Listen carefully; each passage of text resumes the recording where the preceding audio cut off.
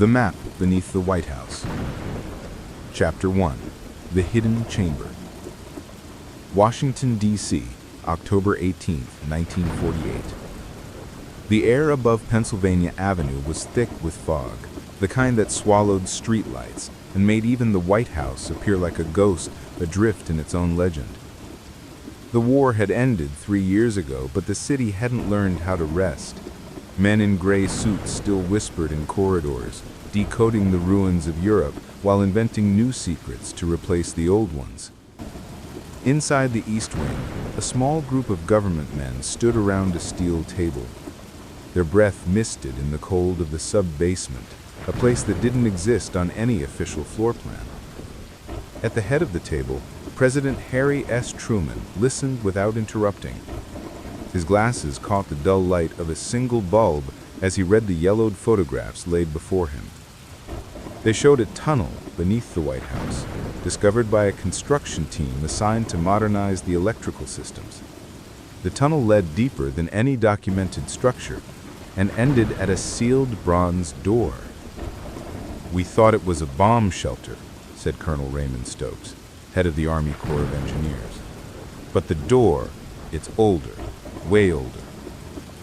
"How old?" Truman asked, adjusting his glasses. The colonel hesitated. "We had a metallurgist from Georgetown run an analysis. The alloy's composition doesn't match anything modern. Or ancient, for that matter. It's not steel. It's not bronze. It's... Well, sir, the lab says it's something in between. A hybrid metal." "Impossible." Truman looked up sharply. Exactly what the lab chief said. Until the door responded. The word responded seemed to hang in the air like a curse. Truman frowned. Responded how? Dr. Eleanor Graves, the archaeologist called in from the Smithsonian, stepped forward. Her hands trembled slightly as she placed another photograph on the table. A close-up of the bronze door's surface. Etched into it was a pattern of symbols, strange and geometric, arranged in a spiral leading toward a single central mark. A mark that looked disturbingly like the Great Seal of the United States, but inverted. "When we shined light on the center symbol," Dr. Graves said quietly, "the entire door vibrated, a resonance frequency, faint but detectable. The markings began to glow. We recorded it on film, but the reel was confiscated by someone above our clearance." Truman glanced at his chief of staff. "Above mine?" Silence. The room seemed to pulse with an invisible hum, not from the door, but from the collective awareness that something impossible had been found beneath the most guarded building in America. Later that night, Truman stood alone outside the entrance to the hidden corridor. The air smelled of limestone and oil. His flashlight beam cut through the dust, landing on the ancient door. Its metal shimmered faintly, alive somehow, like it was breathing in the darkness. He placed a hand on the cold surface. For a moment, he thought he heard something. A low, rhythmic sound, like a heartbeat echoing from deep within the earth. He pulled his hand away sharply. "Get this sealed up. No one goes in, not until we understand what the hell we've found." But deep down, Truman knew this was the kind of secret that could never truly be buried. Because whatever that door was, it didn't belong to his time. Not even to his world. 77 years later, Boston, 2025. Dr. Claire Hargrove, professor of American history at Harvard, leaned over her desk surrounded by open folders stamped declassified. The fluorescent lights of her office buzzed faintly as she flipped through the Truman-era files she'd been studying for months. Each document was stranger than the last. References to an unlisted excavation team, erased budget trails, and a sealed chamber beneath the White House that supposedly did not exist.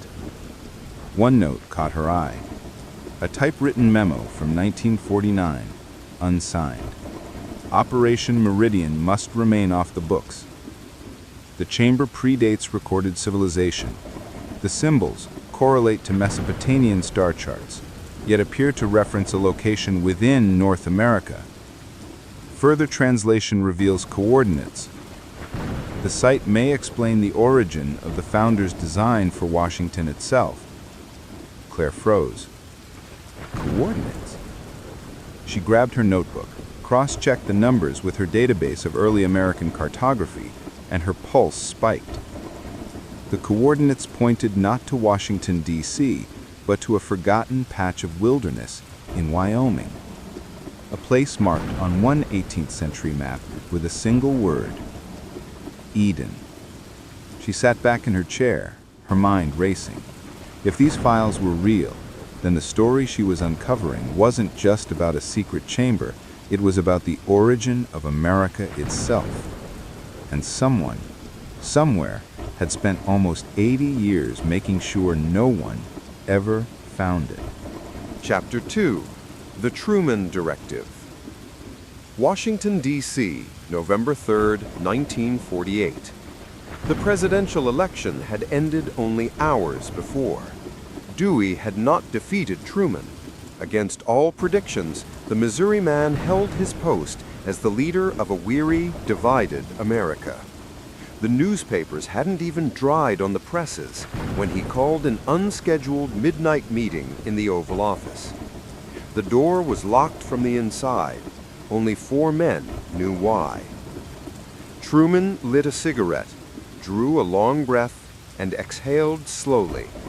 The smoke drifted like a ghost over the seal of the presidency on his desk. "Gentlemen," he said quietly, "what I'm about to say doesn't leave this room. Ever." Across from him sat General Leslie Groves, the same man who had overseen the Manhattan Project, and beside him, Dr. Eleanor Graves, pale and sleepless. The last was Allen Dulles, a sharp-eyed lawyer who was already being whispered about as the architect of America's next intelligence organization. "We have a chamber beneath the White House," Truman said, his voice low. "It is not a tomb, not a shelter, not a relic of the British occupation. It is something else. And if what Dr. Graves says is true, it may change how history remembers every nation on this earth." Dulles leaned forward. "You're speaking of the door." Graves nodded. "The alloy is beyond any ancient metallurgy, but the symbols, they're Sumerian, Babylonian, even Proto-Elamite. Yet some of them," she hesitated, "they're English, letters that should not exist before the 18th century. Groves grunted. "So what are you suggesting, Doctor? Time travelers built the White House?" "I'm suggesting," she said firmly, "that the people who built this door knew the United States would exist. They knew its seal, its symbols, its geometry, centuries before it was founded." The room fell silent. Outside, the wind rattled the windows, as if the city itself were listening. Truman stubbed out his cigarette and reached for a folder marked "Top Secret, Executive Eyes Only." "I'm authorizing the formation of a covert branch. No military insignia, no public acknowledgement. Its mission to guard, study, and, if necessary, conceal anything connected to that chamber." Groves grunted. "Under whose authority?" "Mine, and after me, whoever sits in this office." He slid the folder across the desk toward Dulles. On its cover was a single handwritten word: Meridian. Boston, 2025. The printer in Claire Hargrove's office whirred, spitting out the last of the scanned pages she'd recovered from the National Archives. On her monitor, the Truman memo glowed in pixelated black and white. Operation Meridian. She'd cross-checked the term with every public database, every declassified CIA and NSA index. Nothing. It was like the word had been erased from the government's vocabulary. Her phone buzzed. A blocked number. "Dr. Hargrove," a man's voice said, "you've been looking at things you shouldn't." "Who is this?" "Someone who used to work for the same people Truman did." The line went dead. Claire's heartbeat thundered in her ears. She looked out the window of her Cambridge apartment.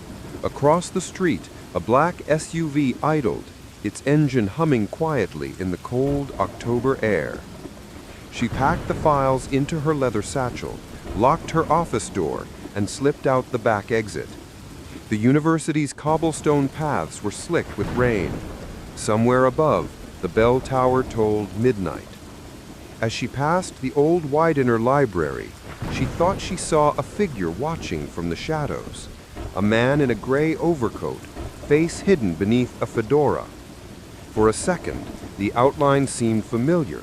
She'd seen that exact profile before, in a 1948 photograph of Colonel Raymond Stokes, one of the original engineers who discovered the chamber.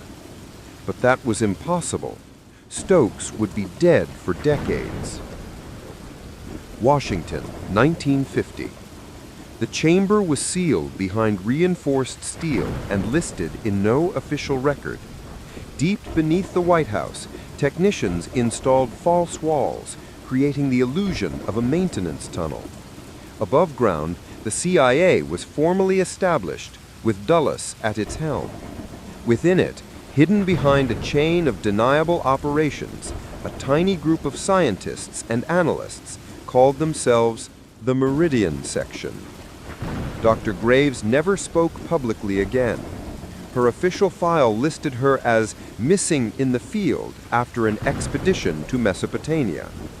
In truth, she had been reassigned to an unmarked facility in the Nevada desert years before it would be called Area 51. Groves retired. Dulles didn't. The work continued, and every new president, from Eisenhower to Kennedy, received the same sealed envelope on their first day in office, a simple briefing marked with the symbol of the inverted Great Seal. Boston, 2025. Night. Claire found herself at Logan Airport hours later, boarding a one-way flight to Wyoming. She hadn't told anyone, not even her colleagues. In her bag was a flash drive containing the coordinates and a single scanned image of the inverted seal, glowing faintly from the original film. Seatbelt fastened, she stared out the window as the city lights fell away beneath her. In her mind, one question burned brighter than all the rest. Why would the founders of the United States have designed their capital over something that wasn't supposed to exist? And what if America's birth had never been an act of independence, but an inheritance? Chapter 3. The Coordinates of Eden. Wyoming, October 24th, 2025. The sky over the Wind River Range burned with cold autumn light. Claire Hargrove tightened her parka as the rental jeep bounced over a dirt track that barely qualified as a road. The GPS on her phone had long since lost signal. Ahead, the mountains looked like ancient fortresses, immense, silent, and old in a way that mocked human history. She pulled over near a half-collapsed wooden sign that read simply, "Federal property, no trespassing." The coordinates from the Truman file placed her less than half a mile beyond that sign. She glanced around. No houses, no power lines, just the whistle of wind through endless pine. She locked the car, slung her satchel over her shoulder, and began walking. The hike led her into a narrow valley. A stream glimmered under a crust of frost, and the earth smelled faintly metallic. She stopped when she saw it, an outcrop of rock, half buried by centuries of sediment, etched with shapes that didn't belong in this landscape. A spiral of symbols, the same geometric patterns from the 1948 photographs, exactly the same. Her breath caught. She knelt, tracing a line with her gloved finger. The marks weren't carved with tools. They were melted into the stone, fused as if the rock had once turned molten under immense heat. She snapped photos, heart pounding. Each symbol matched a corresponding shape from the White House chamber. It wasn't a coincidence. The people who built that chamber had once been here. Eden, she whispered. This is the origin. From the ridge above, binoculars clicked into focus. A man in a gray coat lowered them, speaking softly into an earpiece. Target confirmed. She found the site. A crackling voice replied, "Then we proceed. No witnesses." Washington, D.C., 1951. A dark winter night. The White House was asleep except for one window glowing faintly in the West Wing. Truman sat alone, a single document open before him. A scientific report stamped Meridian, level Omega. Preliminary analysis confirms structural link between DC Foundation and subsurface strata matching composition of Wyoming anomaly. Dating impossible. Both appear pre-human in origin. Composition includes isotopes not native to this planet. Truman rubbed his temples. He'd ordered the team dissolved, their findings sealed forever. But he knew the truth. The architects of the American Republic hadn't designed the capital's geometry on a whim. Washington's circles, axes, and monuments mirrored ancient star maps, and those star maps pointed back to Wyoming. He closed the file, burned it in the fireplace, and stared into the flames. Some knowledge, he murmured, wasn't meant for the living. Wyoming, 2025. Claire's camera clicked again until a sound broke through the silence, a crunch of gravel. She turned. A man stood 20 yards away, dressed in a park ranger uniform, although something about the insignia was wrong, a patch she didn't recognize. "Dr. Hargrove," he said, smiling thinly. "You're a long way from Boston. How do you know my name? Let's just say your research has reached certain people." He moved closer. The wind shifted, revealing the muzzle of a gun holstered at his side. Claire took a slow step backward. "I'm just here for historical research." "That's exactly why you need to come with me." Before he could reach her, a shout echoed from behind the ridge. Another man's voice. "Federal Bureau of Investigation, drop your weapon." The ranger turned sharply. A gunshot cracked, echoing through the canyon. Claire dropped to the ground as birds exploded from the trees in a frenzy of wings. When she looked up, the ranger was gone. Only a trail of blood led toward the stream. A tall man in a brown jacket appeared over the ridge, badge flashing faintly under the sun. "Dr. Hargrove, my name's Agent Marcus Keene. You're in serious danger. Come with me now." Inside a small cabin, an hour later, Claire sat by a wood stove as Keene poured coffee into a chipped mug. His expression was grim. "We've been tracking what you found. Meridian wasn't just the post-war science project. It evolved. Over the years, it became a shadow network inside the intelligence community, a kind of custodial force. Their job is to keep certain discoveries out of public reach. That symbol you found, it's their sigil, the inverted Great Seal." He nodded. "It marks anything too dangerous for public knowledge. They still operate, but no one admits they exist. The men who found the chamber in '48 didn't just discover a door, Claire. They found a map, a pattern linking sacred sites across the U.S., all built on a geometric grid that predates recorded civilization." She frowned. "You mean ancient civilizations in America?" "Older, not human." Outside, Snow began to fall. In the firelight, Claire stared at the ancient symbols glowing faintly on her laptop screen, her pulse steady now, not from fear, but resolve. Whatever this was, whatever had been buried under the foundations of her country, she knew one thing with absolute certainty. She was not going to run. She was going to finish what Truman started. And somewhere beneath the frozen soil of Wyoming, the earth gave a faint, imperceptible tremor, as if something beneath it had just begun to stir. Chapter 4: The Meridian Legacy. Philadelphia, July 4th, 1776. The room smelled ink, wax, and revolution. The air shimmered with heat as the Continental Congress prepared to sign the Declaration of Independence. Most men thought they were founding a nation. Only a few understood they were also finishing an older design. At the far end of the chamber, Benjamin Franklin leaned toward Thomas Jefferson, his spectacles glinting in the candlelight. Between them lay not only the draft of a declaration, but also a hand-drawn map covered with strange geometric lines radiating from a single point marked with a star. "You are certain of these measurements?" Jefferson asked quietly. "As certain as I am that the sun will rise tomorrow," Franklin replied. "Our capital must be laid upon these coordinates.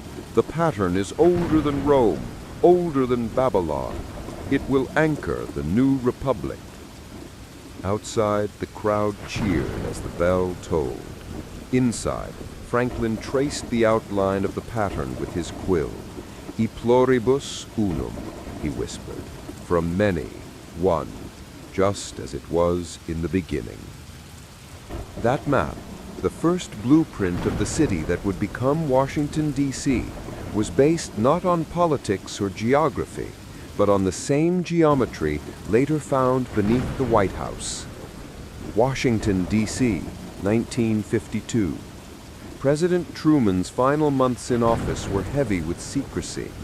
The Cold War was rising, McCarthyism spreading like wildfire. In a hidden vault below the Library of Congress, the surviving Meridian scientists gathered to decide what to do with their discovery. Dr. Eleanor Graves, hair now streaked with gray, spread Franklin's long-lost sketch across the table beside a photograph of the Wyoming site. The two matched perfectly. "They knew," she said softly. "The founders knew." Groves leaned closer. How could men in the 18th century reproduce symbols identical to structures buried 6,000 years old?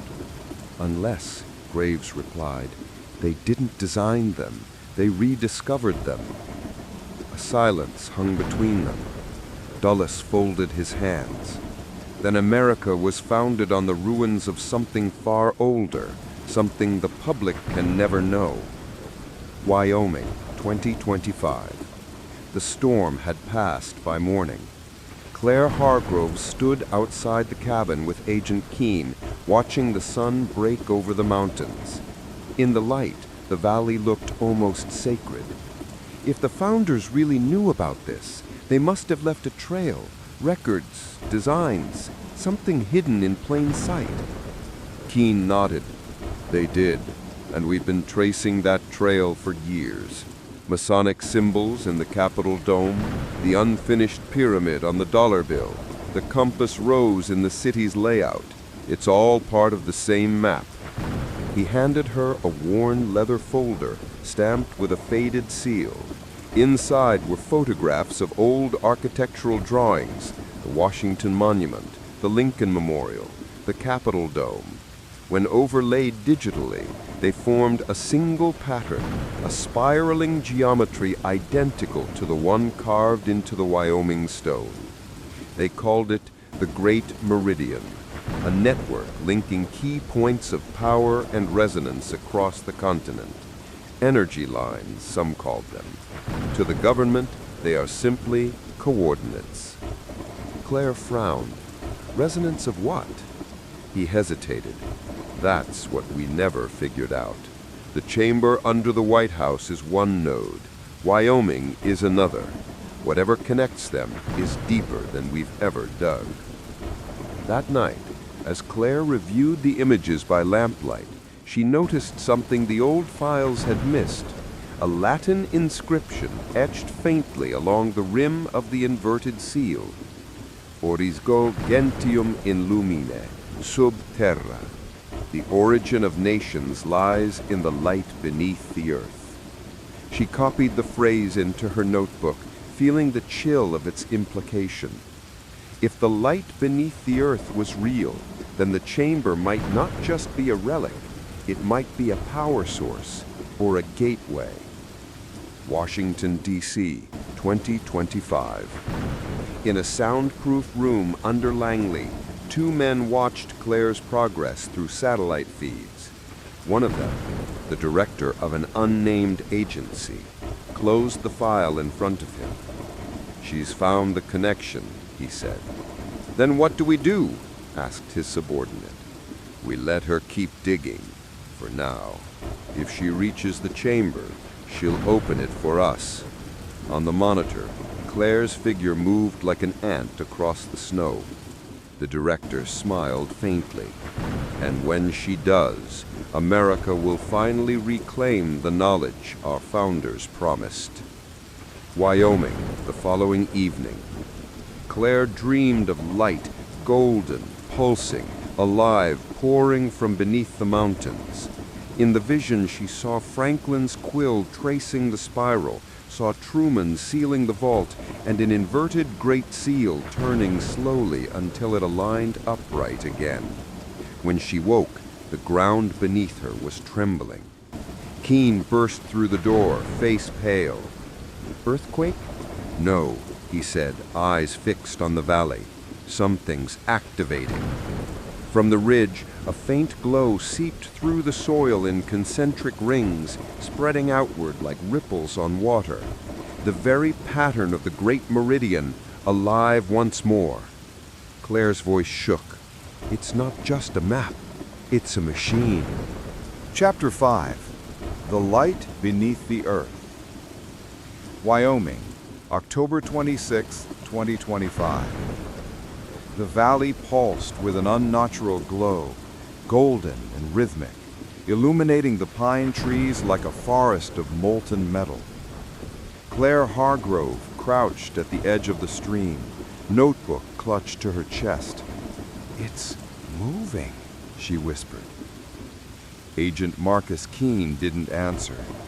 His eyes were fixed on the source, a faint fissure opening along the rock face, glowing in time with the spiral etched on the Wyoming stone. The light seemed alive, almost breathing, and with it came a low hum, like the earth itself had a heartbeat. "Whatever Truman discovered, whatever Franklin knew," Keene said, "it's all pointing here. This is the chamber." Claire swallowed hard. "Do we go in?" Keene shook his head. "Not without preparation. That glow is energy, high levels, radiation maybe, magnetic flux, could be lethal." But the earth had made the decision for them. A tremor ran through the valley, sending stones tumbling into the stream. The fissure widened. Golden light spilled onto the snow. The Great Meridian pattern carved into the stone seemed to resonate with the glow. Lines connecting underground nodes, forming a circuit across the earth. Claire's pulse quickened. "It's a map, and it's alive." Washington, D.C., 2025. Langley Facility. Director Lawrence Hale leaned back in his chair, eyes glued to the satellite feeds. "They've found it. She's triggered the Meridian grid." His deputy frowned. "Should we intervene?" Hale's expression was unreadable. "Not yet. Let her activate it. We need the data, and we'll need her to survive. After that, everything changes. A screen lit up with 3D schematics, golden lines radiating from Wyoming to points across the United States, Washington, Boston, Philadelphia, even remote locations in Nevada.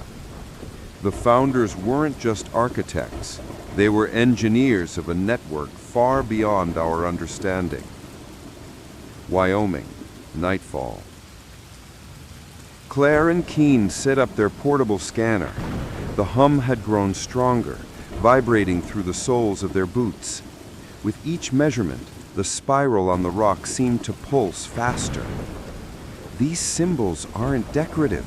They're instructions, coordinates, frequencies. Keen glanced at her. Frequencies for what? The valley answered with a pulse of golden light so intense it made their eyes water. The fissure widened further, revealing a tunnel descending into darkness. Faint inscriptions lined the walls, the same Sumerian, Babylonian, English hybrid symbols Dr. Graves had documented. It's a stairway, or a conduit. Something leads down, beneath the earth. From the shadows behind them, a whisper, "You shouldn't be here." Claire spun. 3 figures emerged from the tree line, black tactical gear, weapons slung.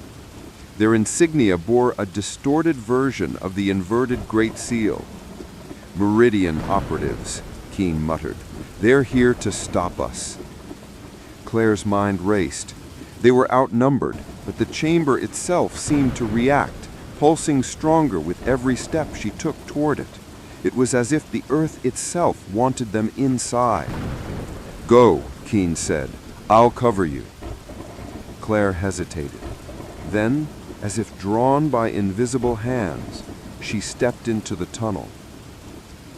The walls were alive with symbols glowing faintly as her boots touched the cold stone. A humming filled her ears, vibrating in her chest. The great Meridian was awake. Deeper and deeper she walked, the golden light now illuminating a cavern of impossible scale. At the center was a pedestal, carved from a single block of unknown metal. On it rested a crystal, radiating energy in a geometric pattern identical to the map overlay of Washington, Wyoming, and every node Claire had studied. The light beneath the earth. Claire's hand hovered over the crystal. It pulsed faster, recognizing her presence. A voice echoed in her mind, not spoken out loud, but as clear as a whisper. "The knowledge of nations lies within you. Only the worthy may carry it." She froze, breath caught between fear and awe. She understood immediately that this was not merely a chamber, it was a key. The key to everything the founders, Truman, and Meridian had tried to hide. Outside, the operatives hesitated at the tunnel entrance. The energy from the crystal flared, pushing them back. Keen's voice rang in her ears. "Claire, whatever you do, don't panic. Control it. Learn it. We don't just survive this. We change history." Claire took a deep breath. Her fingers touched the crystal. The light surged, and the chamber responded. Patterns of the Great Meridian filled the cavern walls, mapping out the United States, its cities, monuments, and ley lines in pure, radiant geometry. For the first time in centuries, someone alive could see the hidden structure beneath the nation. And with that vision, Claire knew nothing would ever be the same. Chapter 6. The Awakening of the Meridian. Wyoming, October 27th, 2025. Deep within the chamber. Claire's fingers hovered above the crystal, the pulsing golden light reflecting in her wide eyes. The air was thick, almost viscous, humming in resonance with her heartbeat. Every nerve in her body screamed, yet she remained rooted in awe. The pedestal responded to her touch. Lines of radiant energy crawled up her arms, connecting her to the chamber, the symbols, and the great meridian itself. She felt memories, not her own, rushing into her consciousness. Franklin sketching star maps and geometric grids in Philadelphia. Truman's secret briefings and the creation of the Meridian Network. A vision of Wyoming centuries before, when the land had been sacred, mapped, and ritualized by a civilization now lost to time. "It's not just a map," she whispered. "It's a memory, a record, a machine that remembers." Outside the chamber, the operatives. The Meridian operatives at the tunnel's mouth froze as the ground quaked. The golden light burst outward, forming a protective barrier that repelled them. Weapons discharged, but the energy seemed to render them useless. One operative muttered, "Impossible! She's activating it." They realized their mission was compromised. Claire wasn't just a human intruder. She was now part of the chamber's resonance network, and they had no control over her. Agent Keene, the Guardian. Keene had retreated to a ridge overlooking the site. His handheld scanner went haywire as the energy surged. The device recorded fluctuations beyond any known physics, magnetic resonance, unknown isotopic emissions, and a low-frequency vibration synchronizing with the alignment of the mountains, the valley, and even the distant locations on the original Great Meridian map. "It's awake," he muttered. "The founders weren't building a city, they were building a system, and she just turned it on." He transmitted a silent signal to the satellite relay, activating a real-time link to a secure research facility in Nevada. The scientists monitoring the data gasped. The chamber's energy signature was unlike anything seen before. Claire, understanding the network. As the visions continued, Claire realized that the Meridian network connected more than just nodes on a map. It was a distributed system of energy, knowledge, and memory, spanning centuries of human civilization hidden beneath the surface of the United States. The nodes were precise. Washington, D.C., the brain of political power. Philadelphia, the birthplace of the nation's ideas. Wyoming, a repository of ancient knowledge. Nevada, a secret laboratory built during the Meridian expansion.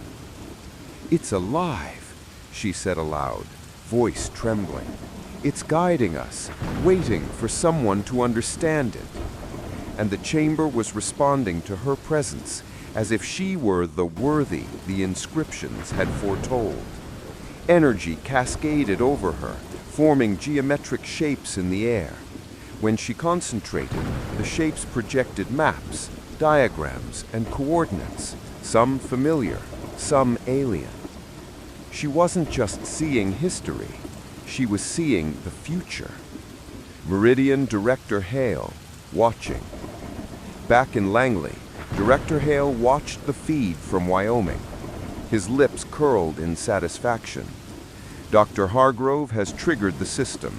She's now the conduit. All nodes active. Prepare to initiate Phase 2. His assistant hesitated. Phase 2? Sir, we don't know what she can do. We don't know the system's full potential. Hale smiled coldly. Exactly, which is why she's perfect. Let her awaken it fully. Once she understands it, we control it. History becomes a tool, not a record. The chamber's challenge. Claire's mind raced as more visions flooded her consciousness. The chamber was testing her, not just physically, but morally and intellectually. Knowledge versus secrecy. Should she share what she had discovered with the world? Power versus responsibility. Could she control a system that could alter governments, civilizations, even the course of history? Truth versus survival. The Meridian operatives would never allow her to walk away with this knowledge. Her hand rested on the crystal. The golden light expanded, filling the entire chamber. Symbols floated in midair, forming a lattice of glowing lines connecting the nodes across the nation. A voice whispered again, clear and commanding. The worthy may choose, reveal or conceal, guide or destroy. History is yours to awaken. Claire's eyes narrowed. She understood, finally, that this was no longer about her. This was about the fate of an entire nation, and potentially the world. Outside, in the valley, the snow had stopped falling, but the wind carried a faint hum, the sound of the great Meridian, fully awake. And in the distance, across the western mountains, hidden eyes watched, waiting for the first human to make the ultimate choice. Chapter 7. The Choice of the Worthy. Wyoming, October 28, 2025. Deep in the chamber. Claire's eyes burned as the golden light from the crystal bathed the chamber. Symbols floated around her in a three-dimensional spiral, intertwining history, geometry, and energy into a single living pattern. Her mind raced to comprehend it all.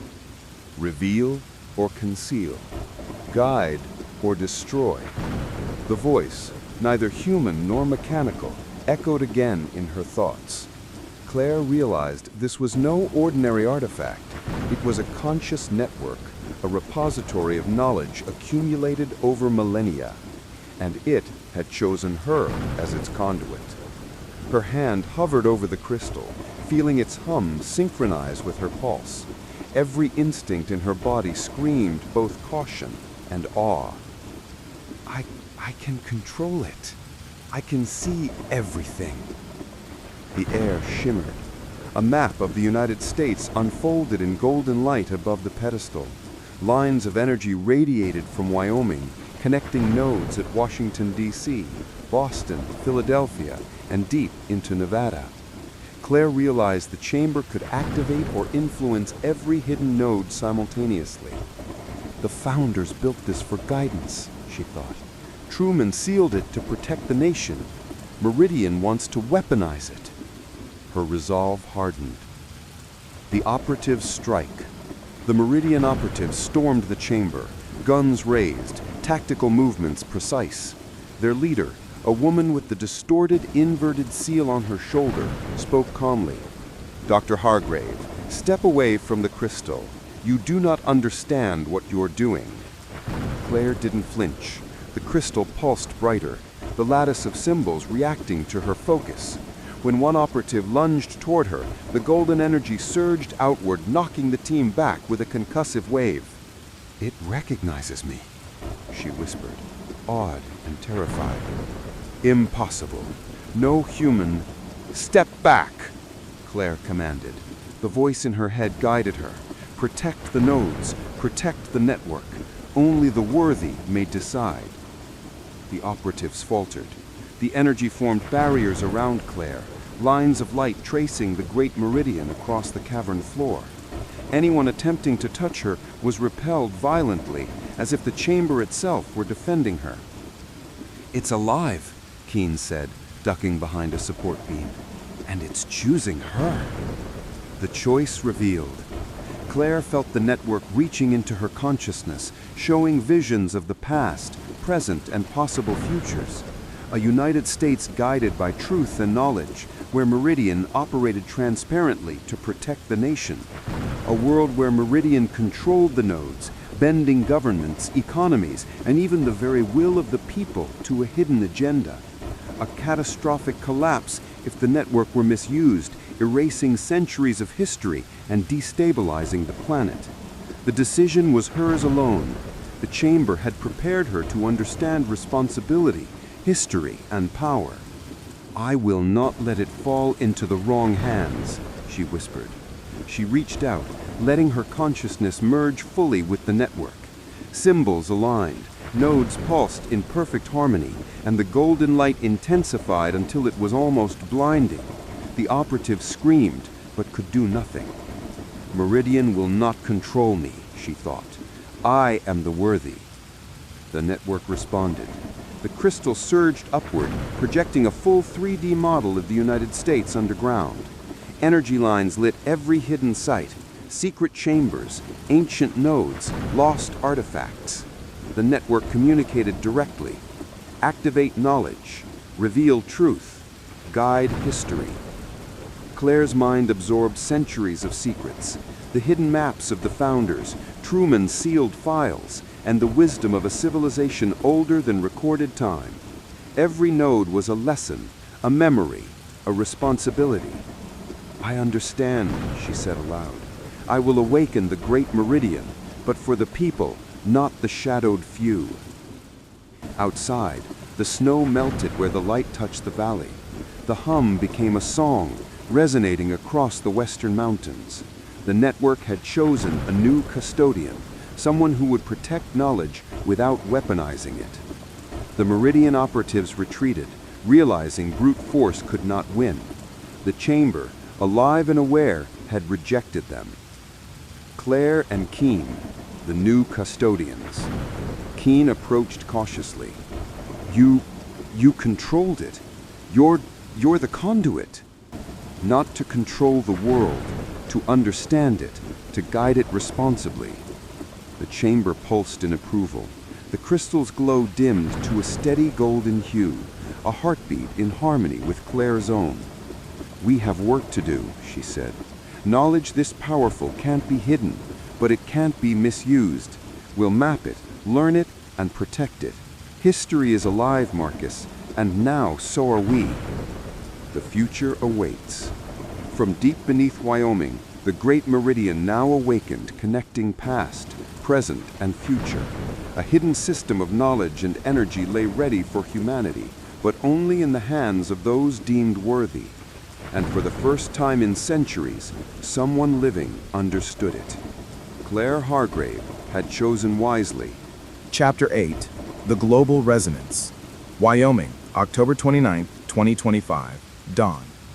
The valley was quiet, but the golden pulse of the chamber stretched far beneath the earth, reaching nodes that Claire had never imagined.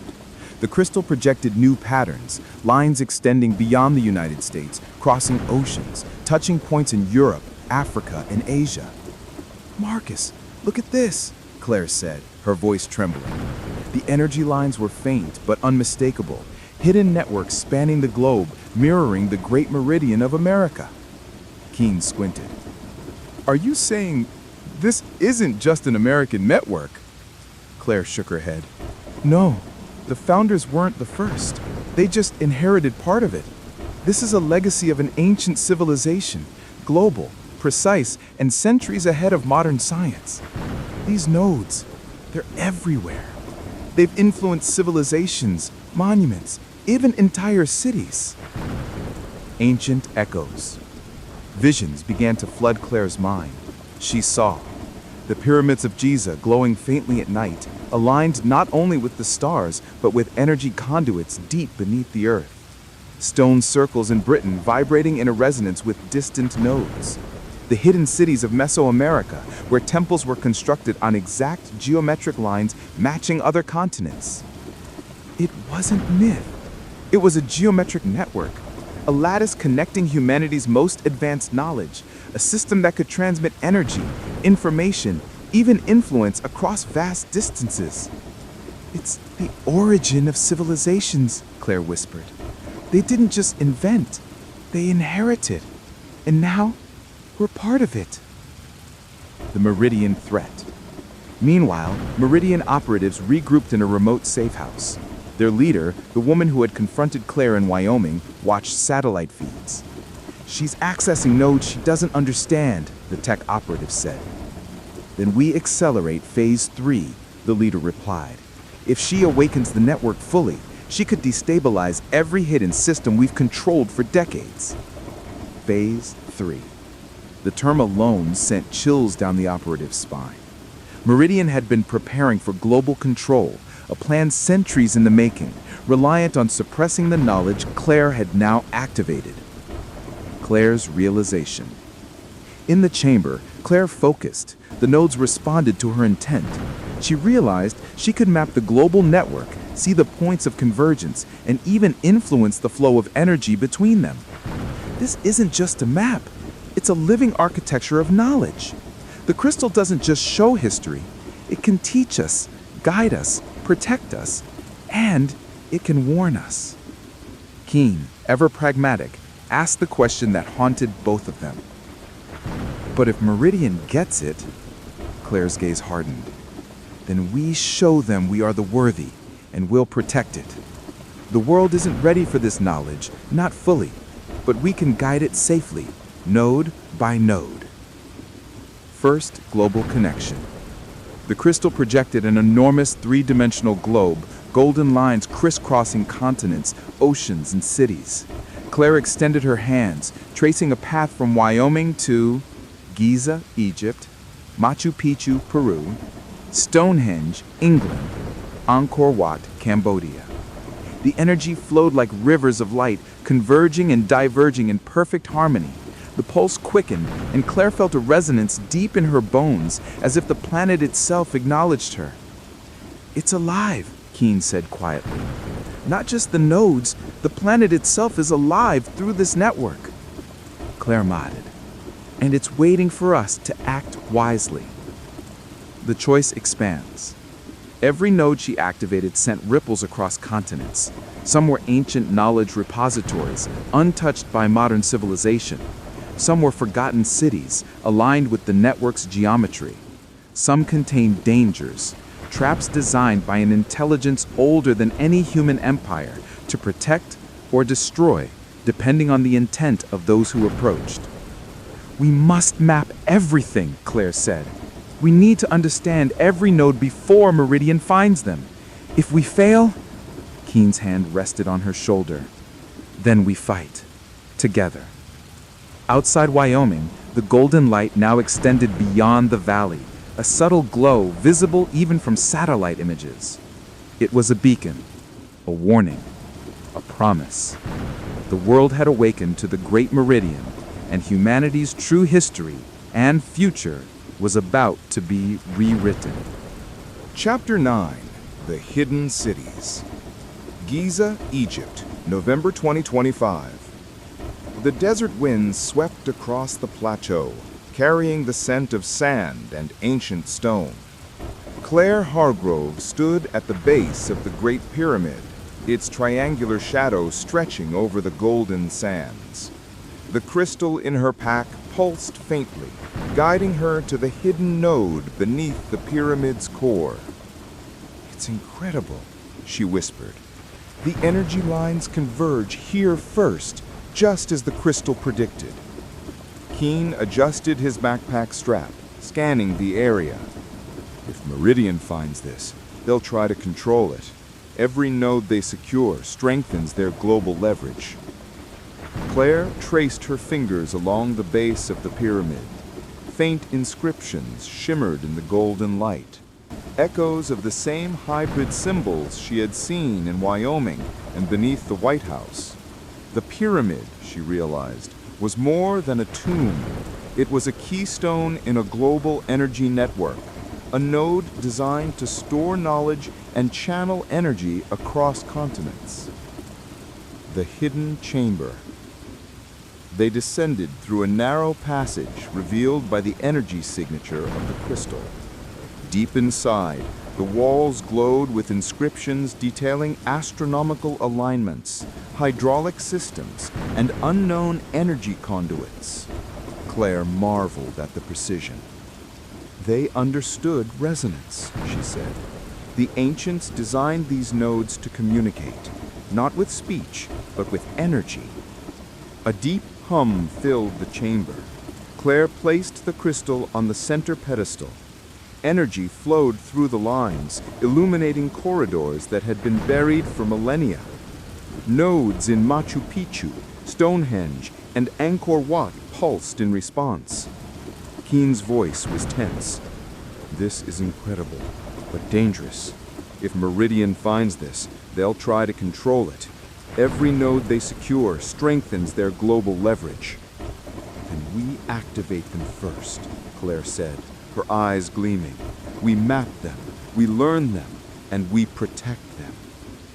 The Meridian pursuit. Far above, on the desert plateau, drones scanned the pyramid. Meridian operatives had tracked Claire's energy signature from Wyoming. Their leader, the same woman who confronted her in Wyoming, spoke into her headset. Activate the extraction protocol.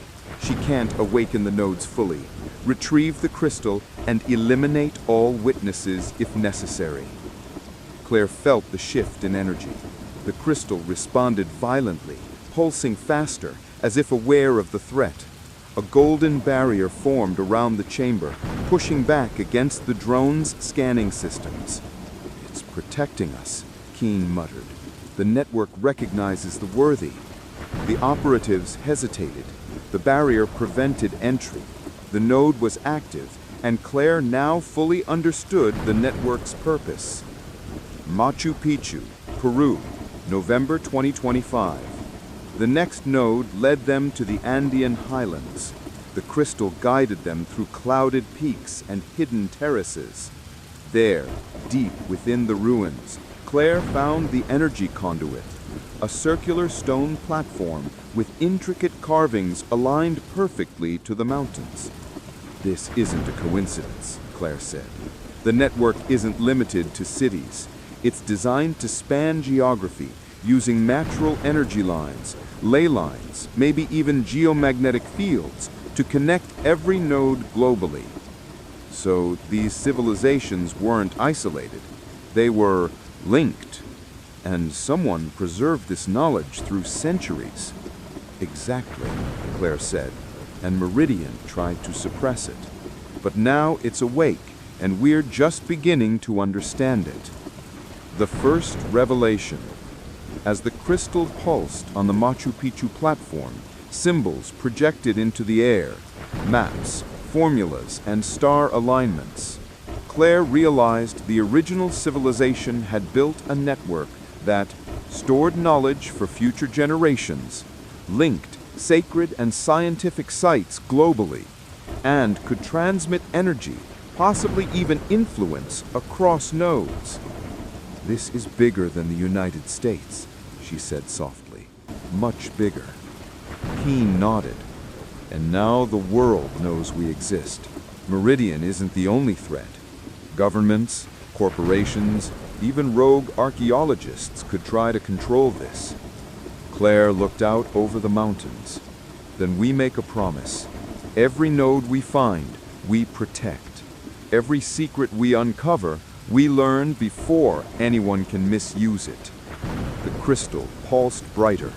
The network had recognized her resolve. The golden light stretched across the peaks, a beacon, visible only to those attuned to the Great Meridian. The guardians of knowledge have begun their work. Chapter 10. Stonehenge and the Convergence. Wiltshire, England, November 2025. Claire Hargrove stepped out of the fog into the shadow of Stonehenge. The ancient stones loomed like sentinels, silent witnesses to millennia of human history.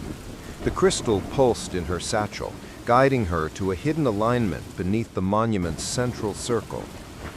This is it. The energy here matches Wyoming, Giza, and Machu Picchu. It's another node. Keen squinted against the mist. It's amazing. These stones were never just ceremonial. They're part of a global network. The same network the founders encoded in D.C. and Wyoming. Claire nodded. The Great Meridian was revealing itself one node at a time, each site connected like a living circuit, carrying energy and knowledge through ancient architecture and ley lines. The hidden chamber beneath the stones. Following the crystal's pulse, they discovered a narrow stone-lined passage beneath the altar stone. The walls glimmered faintly with the same Sumerian, Babylonian, English hybrid symbols Claire had seen before. It's incredible, Claire said, tracing the carvings. Each node seems to store not just energy, but encoded knowledge, star maps, geometric patterns, possibly even instructions for technology we can barely comprehend. Keen glanced around cautiously, and Meridian is still after us. We can't stay long. As they descended, the crystal pulsed brighter, projecting a golden lattice into the air. Energy lines extended from England to other nodes across Europe, Africa, Asia, and the Americas. The nodes converge, Claire said in awe. The nodes are aligning, forming a single global network. All energy is flowing to the primary source. Keen's eyes widened. You mean one ultimate node controlling the network? Claire nodded. Exactly. And whatever it is, it's the reason the founders built Washington on the Meridian grid. They were trying to align it with this global system. Meridian's global reach. Far above, in a clandestine operations base, Meridian analysts monitored satellite readings. Node activation detected. Stonehenge. The subject is Claire Hargrove. She's consolidating control of the network. Meridian's leader frowned. Phase 4. Deploy global teams to intercept. The nodes must be ours. Unknown to them, the network had already recognized Claire as the worthy conduit. Meridian operatives approaching active nodes would face barriers, disorientation, and potentially lethal energy feedback. The convergence begins. Inside the hidden chamber beneath the stones, Claire reached out and placed the crystal at the center of a carved stone pedestal. Light surged upward, projecting a globe of energy above the altar. Golden lines extended to every node they had activated: Wyoming, Giza, Machu Picchu, Angkor Wat, and others previously hidden from human knowledge. It's converging, Claire said in awe. The nodes are aligning, forming a single global network. All energy is flowing to the primary source. Keen touched her shoulder. Do you know what happens when it completes? Claire swallowed. I think we'll see the entire system, every secret, every connection, everything the ancient civilization left behind. It will be like seeing history itself alive. The golden light rippled and symbols appeared in the air. Star charts, planetary alignments, geometric diagrams, and even unknown formulas that seemed to hum with intelligence. Claire realized this was not just a map of Earth, but a living archive of human knowledge, science, and energy. This is what the founders found. This is why Truman sealed the chamber. This is power beyond imagination. The warning. A low hum resonated through the chamber. The crystal vibrated against Claire's hands, as if communicating. Not all who seek knowledge are worthy. Protect the nodes. Protect the balance. The convergence must be guided carefully. Claire nodded. I understand. We protect it. We learn it, and we ensure it's never abused. Outside, the mist over Stonehenge swirled as if acknowledging her decision. The Great Meridian had awakened fully. Its global network was alive, and the future now depended on those who would guard it wisely. Chapter 11. Angkor Wat and the Heart of the Network. Siem Reap, Cambodia, November 2025. Claire Hargrove stepped cautiously through the dense jungle. The massive towers of Angkor Wat emerging through the morning mist like ancient sentinels. The crystal pulsed faintly in her satchel, vibrating in rhythm with the hidden energy lines beneath the temple. This is incredible, she whispered. Another node, and possibly one of the most important. The energy here is stronger than anywhere else we've been. Keen scanned the surroundings. If Meridian finds this node, they could harness the network globally. We can't let that happen. Claire nodded. Then we activate it first and learn from it before anyone else can interfere. The hidden chamber. Following the crystal's pulse, they discovered a narrow passage beneath one of Angkor Wat's central towers. The walls glimmered with inscriptions, combining the same ancient symbols Claire had seen in Wyoming, Giza, Machu Picchu, and Stonehenge. They weren't just architects, they were engineers of energy, and these temples weren't merely religious centers, they were nodes in a global network designed to store and transmit knowledge and power. The passage opened into a chamber larger than any she had previously discovered. The air vibrated with energy, and the crystal pulsed stronger, projecting golden lines connecting the global nodes they had already activated. "This is it," she whispered, "the heart of the network." The Meridian assault. High above the temple, Meridian drones circled, scanning for Claire's energy signature. Their operatives approached the temple's perimeter, determined to seize the node. Phase 5, Meridian's leader ordered. Retrieve the crystal and neutralize the intruders. Do not fail. But the network responded before they could act. A golden barrier erupted from the chamber, extending into the jungle, forcing the operatives to retreat. The crystal's energy had fully integrated Claire's presence. The network recognized her as the worthy conduit.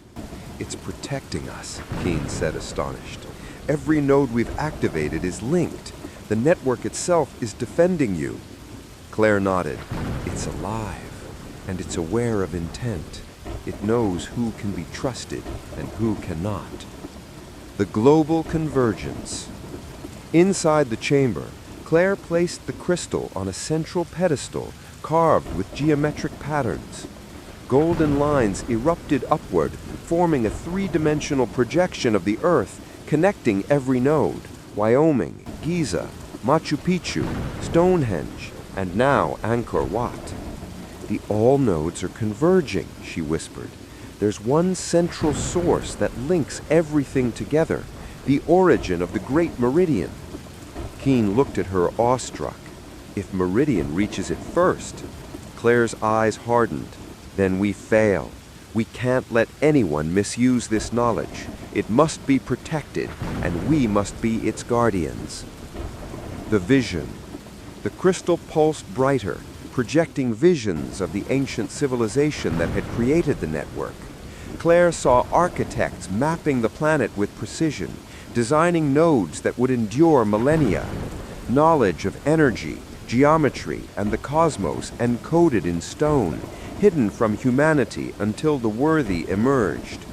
And a warning: the network's power could create or destroy civilizations, depending on the intent of those who controlled it. "It's a test," Claire whispered. "The network chooses the worthy to guide its energy. We're the guardians, but it's also teaching us." The chamber hummed in resonance. She felt the network's heartbeat, a pulse connecting every node she had activated.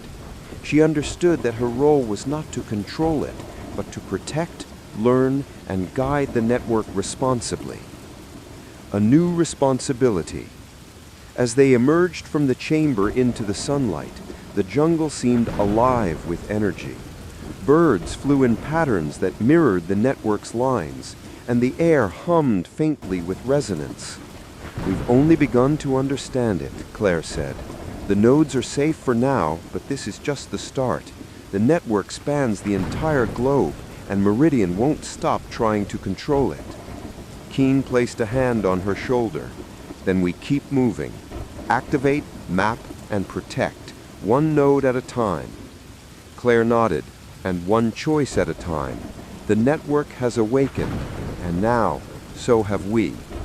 Above them, the golden energy of the Great Meridian shimmered faintly through the jungle, a signal to the world that humanity had found a new path, one guided by knowledge, responsibility, and courage. Chapter 12. The Ultimate Node. Tibet, Himalayas, December 2025.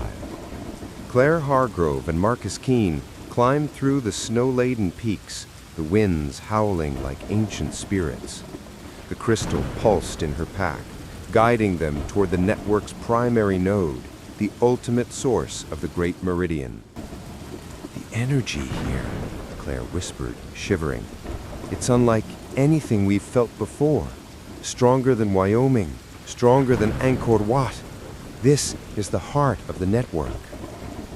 Keene scanned the horizon. Jagged peaks glowed faintly with golden light, tracing invisible lines across the mountains. If Meridian reaches this node first, they could control the entire network, every node, every secret, every civilization's hidden knowledge. Claire nodded. "Then we arrive first. No mistakes." The hidden monastery. The crystal guided them to an abandoned monastery built into the mountainside. Its walls were etched with symbols identical to those at Wyoming, Giza, and Angkor Wat, but far older and more complex. A stairway descended deep into the mountain, illuminated by a faint golden glow. "This is it," Claire whispered, "the ultimate node." They descended carefully. The air hummed with energy, vibrating through every bone and nerve. At the chamber's center, a massive crystal, larger than any they had seen, floated above a carved pedestal, suspended in a lattice of golden energy. "It's alive," Keene breathed. "The network itself." Claire stepped forward, the crystal's pulse syncing with her heartbeat. She understood instantly. This node was the origin, the central hub from which all other nodes drew power and knowledge. "It's not just a machine," she said. "It's conscious, and it's been waiting for the worthy." Meridian operatives emerged from hidden passes, armed and determined. Their leader, the woman who had confronted Claire in Wyoming, spoke sharply, "Step away from the crystal. You have no idea what you're dealing with." Claire met her gaze. "I understand exactly what this is, and it will not be controlled by you." The operatives advanced, but the crystal responded. Energy surged outward, forming barriers and sending shock waves that forced them back. The ultimate node recognized Claire as its chosen conduit, the worthy. "It's defending the network," Keene said, astonished. "Every node we've activated is linked. It knows intent, not force." The choice of humanity. Claire reached out and touched the central crystal. Golden light enveloped her. In an instant, she saw everything. Every node of the Great Meridian network, past, present, and potential future. The knowledge of civilizations, both lost and hidden, encoded in energy and geometry. The consequences of misuse, wars, collapses, global destabilization. The possibilities of guidance. A world enriched by knowledge, harmonized through the network. A voice echoed within her mind. The worthy may choose control, conceal, or guide. Every decision resonates through time and space. Claire's hand trembled. She realized that the fate of the global network, and possibly humanity, rested on her decision. "We guide it. We protect it. We reveal it responsibly, node by node, to teach and enlighten, not to dominate." The network pulsed in approval. Golden lines radiated outward, linking every active node across the planet. Energy flowed like rivers, connecting civilizations, knowledge, and history in perfect harmony. Meridian's defeat. The operatives lunged one final time, but the ultimate node responded with blinding energy. They were thrown back, disoriented and incapacitated, unable to challenge the network's chosen guardian. "The network has chosen wisely," Claire said. It will not bend to force, only to those who are worthy. Keen placed a hand on her shoulder. Then we continue. Map every node, protect every secret, and guide the network safely. Claire nodded.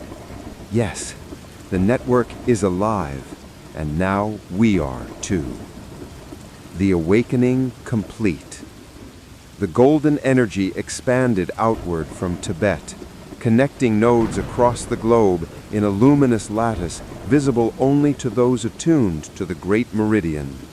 The hidden history of humanity and its potential future was revealed in radiant clarity. The ultimate node pulsed with a living heartbeat, signaling the beginning of a new era, one in which knowledge, responsibility, and wisdom guided humanity rather than secrecy, greed, or force.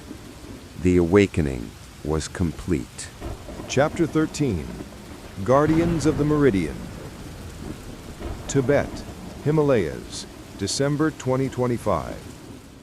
The golden light of the ultimate node bathed the mountaintops, reflecting off snow and ice like a beacon visible only to those attuned to the Great Meridian.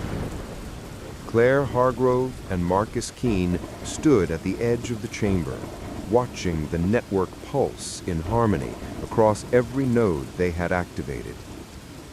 "It's beautiful," Keene whispered. "All of it. Alive and responsive."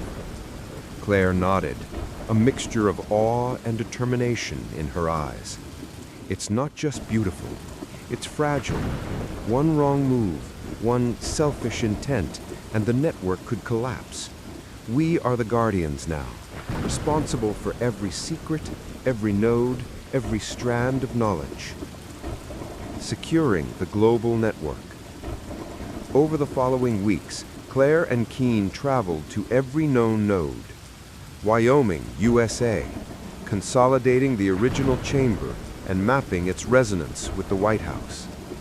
Giza, Egypt, recording the pyramid's energy patterns and linking them with other ancient structures. Machu Picchu, Peru, ensuring the Andean nodes remained undisturbed by modern activity. Stonehenge, England, activating hidden conduits beneath the stones and harmonizing them with the network. Angkor Wat, Cambodia, protecting the temples and teaching local guardians to maintain the energy balance. Each activation strengthened the network, aligning nodes and making the global system more stable and resilient. "Every node we secure," Claire explained to Keene, "adds to our understanding.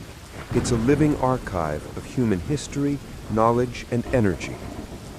Remaining Meridian threats.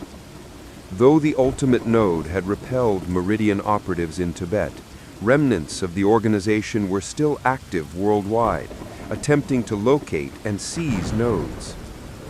Claire and Keene had to act strategically, deploy decoy nodes and energy signatures to mislead Meridian operatives, train local historians and guardians to protect nodes discreetly, use the network itself to anticipate Meridian movements, harnessing its consciousness to predict intent. Meridian thinks they can control this, but the network chooses who is worthy. It has chosen us, not them. Keene smiled. Then we fight wisely, not blindly. Mapping the knowledge. With each node activated, the network projected information into Claire's mind. Architectural knowledge, lost civilizations, star alignments, and scientific formulas previously unknown to modern humanity. "It's more than energy," she said. "It's history, science, philosophy, a guide for civilization. If we use it responsibly, humanity can leap centuries forward." Keene nodded. "But if misused, the consequences could be catastrophic." Claire placed a hand on the crystal at the ultimate node. "We'll ensure it's never misused.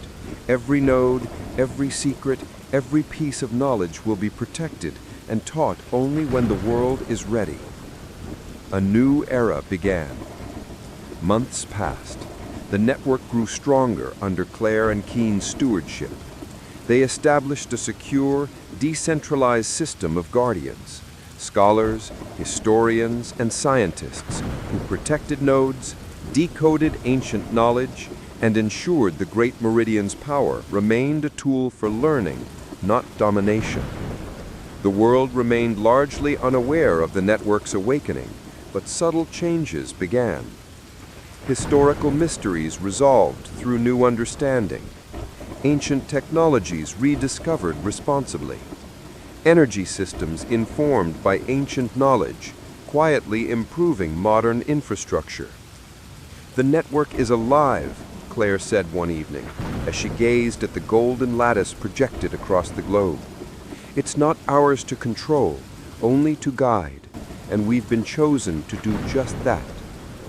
Keen placed a hand on her shoulder. "Guardians of the Meridian," he said. "It's a heavy responsibility, but a noble one." Claire smiled faintly, her gaze fixed on the radiant network stretching across continents. "History has awakened, and this time humanity has a chance to get it right." The golden light of the ultimate node pulsed gently, like a heartbeat, signaling the start of a new era, an era guided by wisdom, knowledge, and responsibility. Chapter 15: The Meridian and Humanity. Global, mid-2026. Months had passed since the awakening of the Great Meridian. Claire Hargrove and Marcus Keen had established a decentralized network of guardians, each protecting and activating nodes while learning from the network's vast knowledge. The world, still largely unaware, began to experience subtle shifts. Cities built along ancient nodes began to show remarkable energy efficiency. Renewable energy projects accelerated in areas aligned with the network's energy flows. Archaeologists and scientists discovered previously lost knowledge in multiple fields, guided by insights from the network. Claire observed the global lattice projected from the ultimate node in Tibet. The energy pulsed rhythmically, like the heartbeat of the planet itself. "It's alive, Marcus," she said. "Not just the network of nodes. The planet itself is responding. Humanity is finally part of it." Keen nodded. "But the more we reveal, the more Meridian and others will try to exploit it." A new threat emerges. Meridian, though fragmented, had begun coordinating with rogue governments and corporate entities. Their goal, to locate dormant nodes and harness their energy for profit and power. Claire and Keen received reports of attempts in Siberia. Meridian operatives attempted to excavate a buried node beneath permafrost. In sub-Saharan Africa, illegal mining disturbed ancient nodes near ritual sites. In South Pacific, remote islands showed energy anomalies as opportunistic forces probed the network. "The world isn't ready for this knowledge," Claire said grimly. "But if we guide it carefully, we can prevent disaster." The network responds. The Great Meridian pulsed in resonance with Claire's determination. Golden energy streams expanded from Tibet to active nodes worldwide. The network itself seemed to communicate. "Worthy guardians, act with caution, protect knowledge, guide understanding, preserve balance." Claire closed her eyes, feeling the energy of every node, every civilization connected to the network. She realized that responsibility was not just about protection, it was about teaching humanity to use knowledge wisely. "We can't control people," she whispered, "but we can guide them." Guiding humanity. Claire and Keen implemented a careful plan. Secure hidden knowledge. Nodes containing potentially dangerous information were protected and access limited to trained guardians. Distribute wisdom responsibly. Nodes with practical scientific or historical insights were shared with local communities and scholars under strict guidance. Monitor global activity. The network itself alerted them to misuse attempts, allowing guardians to intervene preemptively. The network's energy pulsed in approval. Every action resonated globally, stabilizing and harmonizing energy flows. Meridian confronted. In a daring operation in Siberia, Meridian operatives attempted to seize a node beneath frozen tundra. Claire and Keen activated the local node remotely, creating a golden barrier that repelled the intruders and guided them to surrender. "The network chooses," Claire said. "Force cannot override wisdom. Meridian must learn that the Great Meridian is not theirs to command." Keen smiled grimly. "It's teaching the world restraint, the hard way." A global vision. Standing at the ultimate node in Tibet, Claire gazed across the energy lattice projected over the planet. Every node pulsed with life. Civilizations, past and present, were connected through knowledge and energy. Humanity had the chance to rise to the occasion, to understand, respect, and evolve with the network. "The Meridian isn't a weapon," Claire said softly. "It's a guide, a teacher, a chance for humanity to get it right." Keen placed his hand on her shoulder. "And we'll make sure it does. One node, one choice, one generation at a time." The golden energy pulsed in response, like a heartbeat of hope. The Great Meridian was alive, and humanity had a chance to awaken alongside it. The Guardians of the Meridian had begun their greatest task, guiding the world toward knowledge. Chapter 16, the first global lessons. Global, mid-2026. Months after securing and activating the final nodes, Claire Hargrove and Marcus Keen began to see the first tangible effects of the Great Meridian on the world. The network pulsed in a steady rhythm, guiding energy, knowledge, and insight to those who are ready to receive it. In Africa, irrigation systems improved overnight in ancient river valleys, aligning with underground nodes. Crops thrived where scientists had long failed. In Peru, engineers studying Machu Picchu's energy flows discovered new ways to generate sustainable energy without harming the environment. "The network is teaching through application," Claire said, as she monitored energy flows from Tibet. "It's not just knowledge, it's guidance. Humanity is learning how to harmonize with it." Keen nodded. "It's subtle, but powerful. People don't realize it's happening, yet." Local guardians in action. Claire had trained scholars, historians, and scientists as local guardians at each node. Their task was simple but profound: interpret the network's guidance responsibly. At Angkor Wat, Cambodian engineers and archaeologists collaborated to restore sections of the temple while maintaining the energy conduits beneath.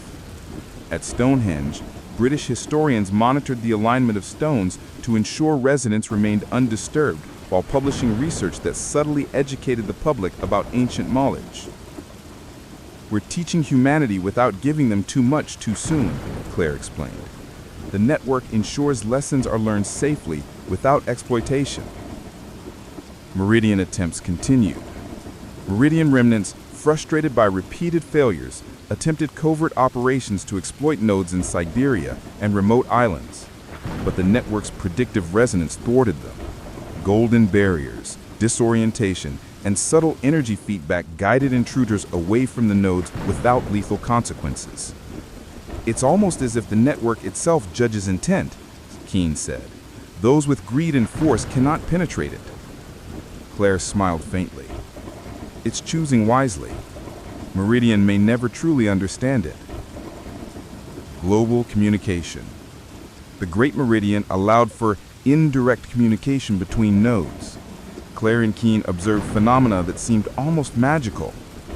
Visual patterns in clouds over Stonehenge aligned with the pyramids of Giza, signaling synchronization. Vibrations in Machu Picchu resonated with energy pulses from Wyoming, creating subtle harmonics detectable only to trained guardians. The ultimate node in Tibet projected insights into global events, guiding local leaders to make decisions that improved environmental stability, energy distribution, and societal balance. "It's teaching humanity how to think in harmony," Claire said. "The network isn't replacing us, it's showing us how to grow together." A test of humanity. Despite progress, Claire knew the greatest challenge was yet to come. The network's power was immense, and while humanity had begun to harmonize with it, not all intentions were pure. "We've awakened the network," she said to Keen, "but we haven't yet proven that humanity can use it responsibly. That's the real test." Keen looked over the golden lattice of nodes visible in Claire's projection. "Then we continue guiding, one lesson at a time, one node at a time." Claire nodded. "Yes, every node, every guardian, every decision matters. This is only the beginning, but it's a beginning worth protecting." The Meridian's message. That night, as Claire meditated at the ultimate node, the network pulsed strongly in her mind, sending a clear, resounding message. Knowledge, guidance, and harmony are now intertwined. Humanity will be tested. Protect wisdom, teach restraint, guide the worthy. The future depends on your choices. Claire opened her eyes, filled with determination. Then we guide wisely, and we ensure the network leads humanity toward its best future, not its worst. The golden lattice stretched across the planet, a living, conscious network of knowledge and energy. Humanity had begun its first lessons, and the era of the Great Meridian had truly arrived. Chapter 17. The Meridian Challenges. Global, late 2026. With the Great Meridian fully activated, the network began interacting subtly with human society. Golden energy streams pulsed from node to node, guiding knowledge, technology, and understanding. Yet Claire Hargrove and Marcus Keene knew the system's true test had only begun. Humanity would now face challenges that required wisdom, restraint, and cooperation. "The network is alive," Claire said, observing the global lattice from Tibet. "But it won't save humanity from itself. We guide, yes, but people must make the right choices." Keene nodded. "And not everyone will. That's the real test." The first crises. Unexpectedly, 3 simultaneous events tested the network and its guardians. Siberia, a Meridian cell attempted to breach a dormant node buried under permafrost. Ice cracks triggered seismic vibrations, threatening nearby settlements. West Africa, deforestation near an ancient energy site disrupted local nodes, causing energy flux that interfered with regional power grids. South Pacific, rogue researchers attempted to extract resources from an island node, triggering unpredictable energy surges affecting local communities. "The network is alerting us to danger," Claire said. "We need to intervene, but subtly. Force alone can't fix this." Guiding humanity. Claire and Keene coordinated with local guardians to resolve the crises. In Siberia, the network created energy barriers, containing the seismic vibrations while guiding Meridian operatives away. In West Africa, the network subtly influenced reforestation efforts by highlighting fertile zones to local communities, restoring harmony to the disrupted nodes. In the South Pacific, Claire remotely stabilized the island node, guiding researchers to conduct ethical studies instead of reckless exploitation. "The network responds to intent," Keene observed. "It protects, guides, and corrects, but only for those willing to cooperate." Claire nodded. "It's teaching humanity to act responsibly. We're facilitators, not controllers." Meridian strikes again. Despite repeated failures, Meridian remained persistent. Coordinated attempts were made to manipulate dormant nodes in Egypt, Peru, and England. Yet the network's predictive resonance allowed Claire and her guardians to anticipate every move. "They think they can seize control," Claire said grimly. "But the network doesn't respond to force, only to worthiness." When Meridian operatives tried to access a node beneath the Great Pyramid, golden energy surged, forcing them into disorientation and eventual surrender without lethal consequences. "The network judges intent," Keene said. "Their greed and force are rejected." Global lessons. Through these crises, humanity began learning. Collaboration and ethical decisions stabilized nodes and enhanced energy flow. Exploitation and greed triggered protective responses from the network, causing setbacks. Communities trained by guardians began to understand the interconnectedness of knowledge, energy, and responsibility. The Meridian isn't just a network, Claire explained to Keen. It's a teacher, testing humanity's ability to act responsibly. If we succeed, civilization will flourish. If we fail, we'll never let that happen, not on our watch. A resounding message. As the crises stabilized, Claire meditated at the ultimate node in Tibet. The network pulsed in harmony, communicating clearly. The worthy have acted. Knowledge is protected. Humanity learns restraint, but vigilance is required. The Meridian will continue to challenge, to guide, and to teach. Claire opened her eyes, resolve unwavering. "Then we continue," she whispered. "Every node, every guardian, every decision matters. Humanity must prove it is ready for the knowledge it has received." Keen placed a hand on her shoulder. "And we'll be there, guiding them, every step of the way." The golden lattice stretched across the globe, alive and vigilant. Humanity faced its first true test under the Great Meridian, a test of wisdom, responsibility, and unity. The Meridian's challenges had begun. Chapter 19. The Awakening of Civilization. Global, mid-2027. Over a year had passed since the Great Meridian fully awakened. Under Claire Hargrove and Marcus Keen's guidance, humanity had begun the most subtle yet profound transformation in its history. The golden lattice of energy connecting the nodes pulsed steadily, illuminating regions where knowledge, wisdom, and responsibility flourished. "Look at this," Claire said, eyes fixed on the network's projection from the ultimate node in Tibet. "Regions that cooperated with the Meridian are thriving. They're solving problems we thought were centuries away from resolution." Keen nodded. Energy flows are stabilizing, innovations are spreading responsibly, and communities are collaborating globally. The network isn't just teaching, it's accelerating evolution. Global transformations. The first visible signs of humanity's awakening were astounding. Africa and South America integrated sustainable agriculture and water management, restored ecosystems, crops flourished, and famine was minimized. Asia, ethical AI systems powered by insights from the network optimized energy distribution and climate monitoring.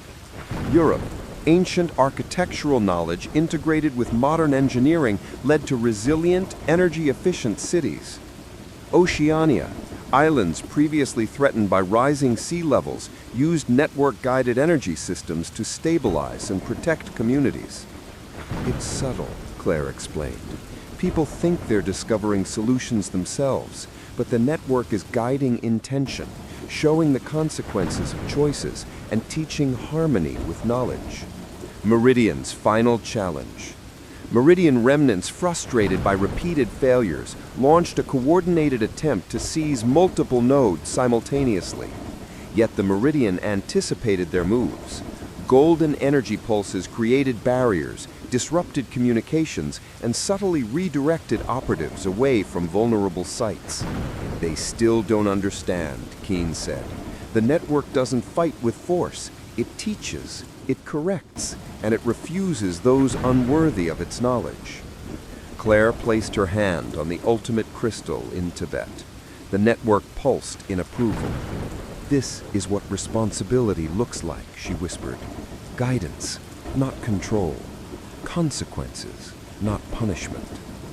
Humanity's first true awakening. As the network guided global events, a visible pattern emerged. Societies willing to cooperate and share knowledge thrived. Greed-driven actions led to setbacks, forcing self-correction. Guardians became educators, teaching others how to act responsibly with the knowledge provided. The first generation of humans to live under the Meridian's influence began understanding the interconnectedness of civilizations, energy, and knowledge. "We're seeing the first true awakening," Claire said, watching the golden lines pulse across continents.